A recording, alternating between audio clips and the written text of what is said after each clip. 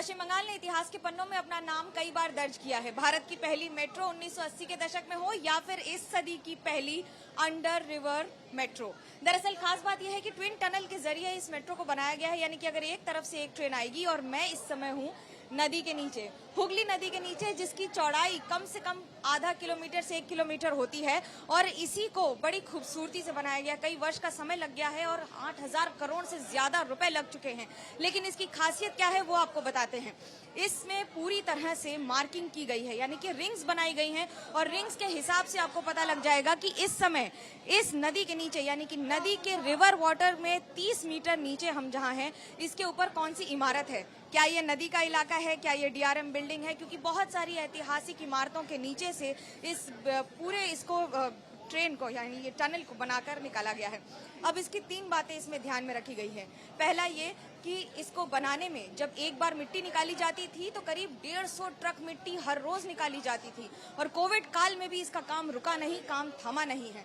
अब आपको जो तस्वीर दिखा रहे हैं आपको सामान्य तौर पर देखने में आमतौर पर एक मेट्रो की जैसी दिखेगी, लेकिन ये बिल्कुल अलग है।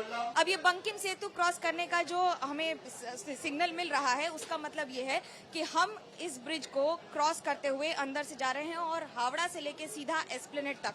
आमतौर पर अगर आप हावड़ा ब्रिज से जाएंगे या नदी के रास्ते से जाएंगे तो आपको इसमें लग जाएगा समय करीब समय लग जाएगा आधे घंटे से 1 घंटे का, लेकिन अब चंद मिनटों में ये सफर तय हो जाएगा। और इस सफर की खासियत ये है कि यहाँ पर पार करते समय जब ये टनल बनाया गया है, मैं इस समय हावड़ा स्टेशन के ठीक नीचे हूँ। हावड़ा स्टेशन देश का सबसे बिजी स्टेशन माना जाता है और उस स्टेशन के नीचे ये जो प्लेटफॉर्म बना है मेट्रो का, ये अपने आप में एक अद्भुत कारनामा है। एक पूरा तरह से अगर हम ये कहें कि इंजीनियरिंग मार्वल है, क्योंकि एक समय पे 1 घंटे में यहाँ पर 40,000 से 50,000 पैसेंजर्स ये डील कर सकता है। और ये एकमात्र ऐसा स्टेशन है जो दोनों तरफ खुलता है, यानी कि इसके दरवाजे दोनों तरफ खुलते हैं। लेकिन आमतौर पे मेट्रो में एक दरवाजा, यानी कि मेट्रो का दरवाजा एक तरफ खुलता है।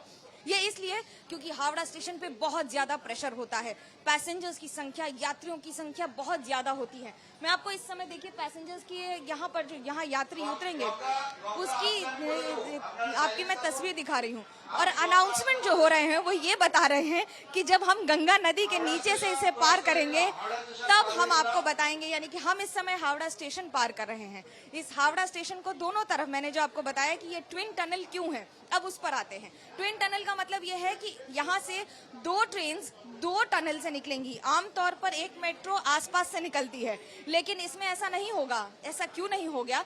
क्योंकि अगर एक तरफ से एक टनल में कभी भी पानी घुस गया तो दूसरा टनल कभी रुकेगा नहीं। और यही सबसे बड़ी सफलता है, यही कारण है इसे इंजीनियरिंग मार्वल कहा जाता है, क्योंकि भारत में पहली बार नदी के नीचे से मेट्रो गुजर रही है।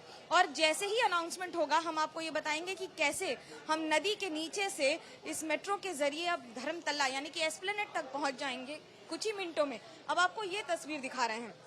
तस्वीर कैमरा पर्सन सूरज दास से कहूंगी क्योंकि रिफ्लेक्शन आएगा इसलिए बड़ा मुश्किल है ये बताना। हम अभी डीआरएम बिल्डिंग क्रॉस करके, जो कि करीब 1 सदी 100 वर्षों से ज्यादा पुरानी इमारत है, उसके नीचे से। अब एक बड़ा चैलेंज क्या था? दूसरा चैलेंज ये था कि किस तरह से जमीन के नीचे से, इन ऐतिहासिक इमारतों के नीचे से इस मेट्रो को निकाला जाए। यानी कि 3 बातें ध्यान रखनी पड़ती हैं। कोई भी हेरिटेज इमारत जो बनी है उसकी नींव कितने नीचे तक है, उसकी नींव को आप नहीं हिला सकते हैं। नींव अगर नहीं हिल सकती तो उसके साथ साथ उस मेट्रो का रास्ता बनाना भी बड़ा मुश्किल होता है। मिट्टी, चिकनी मिट्टी होती है। कई जगह पर जब आप मिट्टी निकाल रहे होते हैं तो आपको ये ध्यान रखना होता है कि मिट्टी निकालते निकालते आपको ये ध्यान रखना होगा। अब मैं जहाँ हूँ ये ठीक हुगली नदी के नीचे है। यहाँ से लेकर अगले आधे किलोमीटर तक हम हुगली नदी के नीचे सफर करेंगे। आपको आधे किलोमीटर के सफर में कुछ मिनट लगेंगे, लेकिन इसे रास्ते को बनाने में कई दिन, कई वर्ष लग गए हैं। और ऐसे कई लोगों ने कोविड काल में भी काम किया है इस सफलता की मुहिम को जनता तक पहुंचाने के लिए।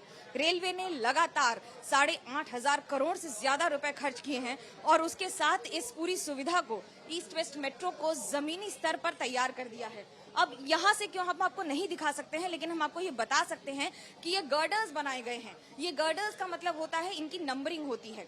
जब इनकी नंबरिंग होती है तो इस पे ये ध्यान रखा जाता है कि जब आपको कभी भी किसी भी तरह का रेक्टिफिकेशन या किसी भी तरह की समस्या आए तो आप उस नंबरिंग से बात कर लेंगे। जैसे ब्रिज के नीचे पिलर बनते हैं, वैसे टनल में गर्डर्स और रिंग्स बनते हैं। हर रिंग के साथ ये पता लग जाएगा कि आप इस समय कहाँ हैं, कहाँ पर इसकी सुविधा को ठीक करने की जरूरत है, कहाँ दिक्कत है और कहाँ क्या ठीक करना होगा। इस समय हुगली नदी के नीचे ये पहली राइड है जो आप एबीपी न्यूज पर देख रहे हैं और आपको हम बता रहे हैं कि कैसे क्या फीलिंग है।